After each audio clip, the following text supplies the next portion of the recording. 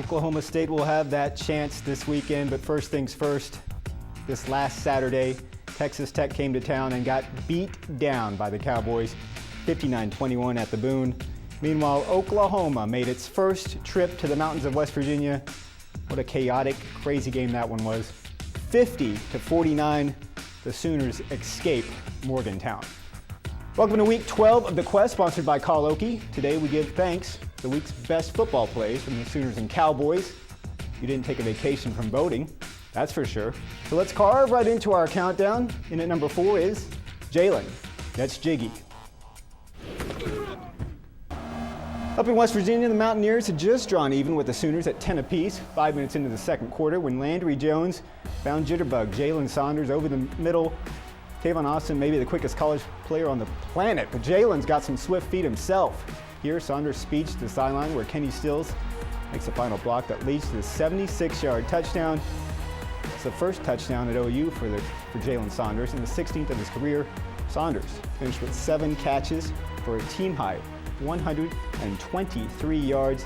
Not bad for the little guy from Fresno State. You know, I just sat over the ball in the middle. You know, I just wasn't expecting just to be wide open like that. And I just got it and still was no one there, so I just took off, ran, you know. Without a moment to waste, on we move to play number 3 for the week. This play comes from Stillwater. It's called Trick Stilly.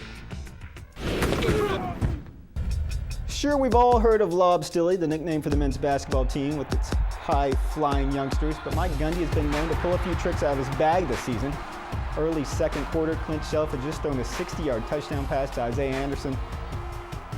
A few minutes earlier, this one, though, involved Joseph Randall as a middleman. Randall takes the handoff, gives it back, and Shelf tosses the ball to Anderson. Makes up a nice leaping grab. 33-yard score. Folks take the 21-7 lead. Shelf had a nice day, getting 11 of 21 passes for 229 yards. Oh, man, this is the best feeling in the world right now, to just do it in front of my home crowd and have my family here to support me. You know, we have some of the best fans, and they've been with us for the long haul, so it was good to kind of send them out like that, too. Anderson had a career day, though, catching just 4 passes for 174 yards and 3 touchdowns. Not a bad way to go out on senior night. So on we move. Let's not dibble-dabble, as Mother Nature would say. People have planes to catch, turkey to devour, cranberry sauce to push to the side of the plate there. In at number 2 for the week is It's Now or Never. Tomorrow will be too late. Heck, 30 seconds more would have been too late for the Sooners on Saturday night in the mountains of Morgantown. Luckily for the Crimson and Cream, Landry Jones audible to Kenny Stills and then connected with his big-time junior receiver for the 5-yard touchdown. Put OU up 50-49 with 24 seconds left. 2-point conversion failed, but so did the Mountaineers in their effort to win the game in the final seconds. Landry Jones set a school record with 550 yards passing, 554 yards passing, 6 touchdowns. Meanwhile, Stills brought in 4 of those. Kenny caught 10 passes for 92 yards, and of course, the biggest part, the win. You know, I always hope the balls come my way, but I didn't know. The play was called to go to Jalen or Sterling, and it just happened to come my way on the backside. But yeah, Tavon Austin was incredible. I think he had like 480 all-purpose yards, something like a video game stat. And there was nothing that anyone could do out there to stop him. No doubt, Tavon Austin is like Mighty Mouse on steroids. 572 total yards. Another thing that quickly got out of hand this week was the vote. 1,880 votes, and the number 1 play brought in a resounding 63%. With almost 1,200 votes, in at the top is Block Work Orange. What do you say about OSU junior safety Zack Craig? The dude likes hitting things. If that happens to be a punt, so be it. If that happens to be 2 punts, even better. Orange Power was in full effect on Saturday afternoon. The Cowboys already led 59-14 when Craig came straight through on the punt rush and ran straight into the Texas Tech punter. I'm not going to even try to pronounce his name. Not only did Zach block the punt, he decided to look for it, pick it up, and advance it 30 yards into the end zone. OSU took the 59-14 lead with almost a full quarter still remaining.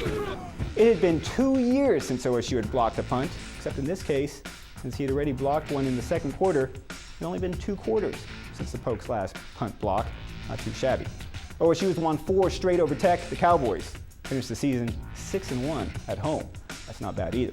So you've seen the plays. If you had any complaints, any questions, anything like that, you can of course contact us here at The Quest by tweeting us at @the_Quest and at @HighlightGenesis, or on Facebook on News OK Sports Facebook page. How about what's coming up this weekend? Is there a big game coming up? I don't know. There might be one game. Number 22 Oklahoma State comes to Norman for the first time in 3 years as number 14 Oklahoma hosts the Pokes. That's at 2:30 on Saturday afternoon. It's a big one any way you look at it. So go enjoy that turkey and dressing and all, and feel free to play some football in the backyard. But before you dig around back there, make sure to call Okie at 811. We'll make sure the turkey is the only thing that gets fried this holiday weekend.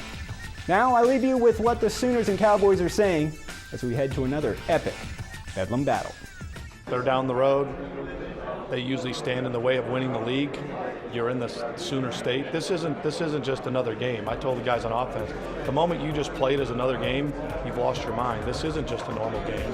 Well, I think you can motivate a team by what you say and what you do and how you act, certainly. This game's built on emotion and, motivation. And certainly, you don't want to give a team, we say that wears off after a few plays, but that's not true. Probably just the people in the state. I mean, just how they just talk about it and pretty much we know that this is the Sooner State. Everybody's a Sooner fan, blah, blah, blah. But, again, we just have to go out and take care of business. Oh, it's just still a sour taste in our mouth. The way we went down there and just laid an egg last year, a lot of guys on this defense were part of that. And, we're going to use that game last year as a motivator to come out and hey, they came and they put up 47 points on us last year. And, that's just not the way we want to play. And we gave up 49 points last week. So, something's got to give. Trust me, it's just as heated, and there's much, hatred and fire that goes on with this rivalry. And you ask the people in Stillwater and Norman and everywhere in between that it means just as much to them as it does anywhere else in the country. It's my last game here on my home field. You want to go out with a win. And also it's like one of those, payback type deals where last year, they put a mud hole in us. So this year you try to do the same thing or even worse, but to do that, we got to all come together.